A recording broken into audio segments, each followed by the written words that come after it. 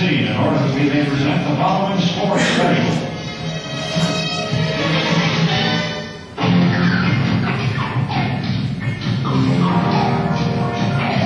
The world champion Los Angeles Lakers are off the air. Hello everyone. Some of you may not have recognized that intro, but that was how the Lakers were introduced back in the day. Just a little bit about myself is I've been a little about myself is that I've been raised a Laker fan my whole life, and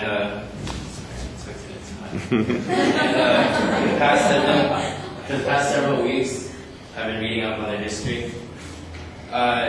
Today I'll discuss the early history of the Lakers, from Jerry West and Will Distill eras and the Showtime eras, pretty much everything prior to the Phil Jackson era that we grew up through. Some of you, because we've lived through the Phil Jackson era, some of you have known that the Lakers did not originate in Los Angeles.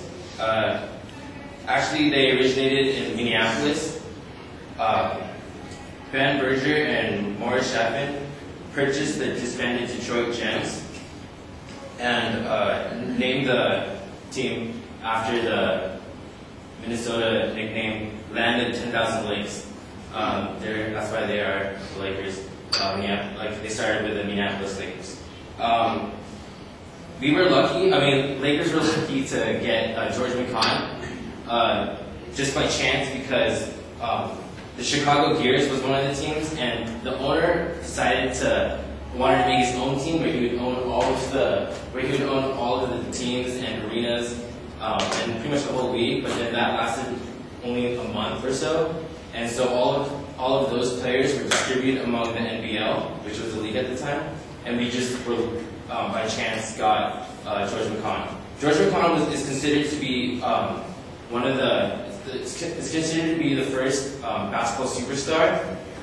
He led the Lakers to the first ever NBA championship against the Syracuse Nationals. And I have a picture of it. Okay. They're all old school. It's black and white. They don't have color dice. Just kidding. As years, McConn leads them to 5 championships in total, and at Minnesota. But then when he retires, Elgin Baylor comes in, but he doesn't bring enough wins, and audience starts to decline. So the owners decide to move to Los Angeles. There they acquire, with their recent loss, they acquire our legendary Jerry West. Which is the beginning of a new era for the Lakers. Elgin Baylor is one of 2 NBA stars to be on active duty in the U.S. Army Reserves. So because of this, he couldn't play as much and was actually only allowed to play on weekends. So Jerry West had to fill in. He seamlessly filled in with averaging around 30 plus points per game. And in 1962, is most iconic in the 1962 finals against the Boston Celtics, where he steals an inbounding pass and runs to the half court and scores a pretty much half court buzzer beater to win the 3rd game. That series, however, they lost in Game 7, which is the beginning of the great Boston Celtics rivalry. Later on, in 1968, Will arrives and they continue to win. They continue to go to the finals and stuff, but they still lose to the New York Knicks and Celtics. That's Will still champion. With an aging Jerry West at 35 years old, and ever aging Elgin Baylor, and also the retiring Will, they need to find a new superstar, and they do this by acquiring Kareem Abdul-Jabbar. This begins a new era for them, which is coined the Showtime era after Johnson, who they later acquired. Kareem Abdul-Jabbar wanted out of Milwaukee, even though he had led them to a championship only years before against the Lakers, actually. But he wanted out of Milwaukee, and he said he wanted to go to either New York Knicks or to the LA Lakers. So we got him. And then in 1979, LA gets Magic Johnson as the first overall pick from Michigan. And in that next year, during the finals, as a rookie, Magic Johnson filled in for an injured Abdul-Jabbar against the 76ers in the finals, and actually filled in really well, and became Finals MVP that year with a win for the Lakers championship.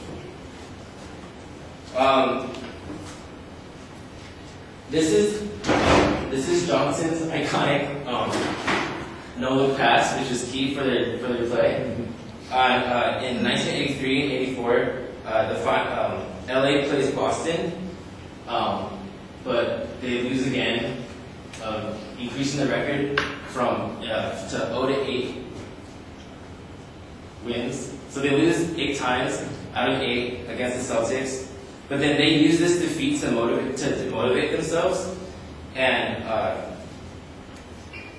when they play them in '84, they finally beat them at Madison Square Garden, being for the first win against the Celtics and the first ever to be the first ever visitors to Madison Square Garden and win the championship. And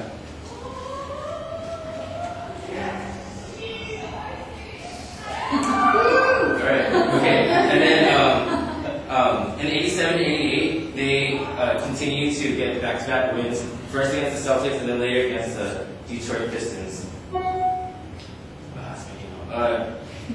Throughout the years, the Los Angeles Lakers have been a great force and a team to play in the NBA. And after this era, we continue to see great stars like we know Shaq and Kobe Bryant. Today, I've talked about the early history from the championship times of the Minnesota Lakers to the era of Mr. Clutch, Jerry West, and Will the Stilt Chamberlain, and finally the Showtime era of Abdul-Jabbar and Magic Johnson. And one thing for certain is that they've always been championship contenders. I hope this preview of the LA Lakers history was enjoyable, and for those who are not fans of basketball, that it brought a newfound appreciation for the sport and for the Los Angeles Lakers. Thank you.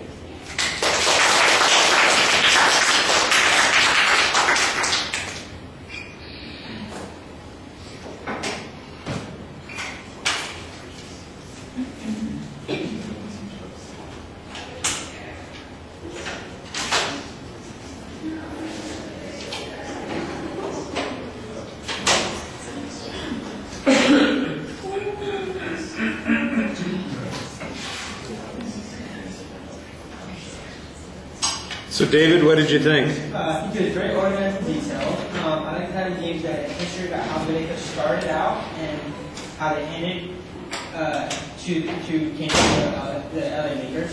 I like how the Lakers, I like how he put out how he said how the Lakers became, how they got rivals, and I like how he explained how the players became very welcome.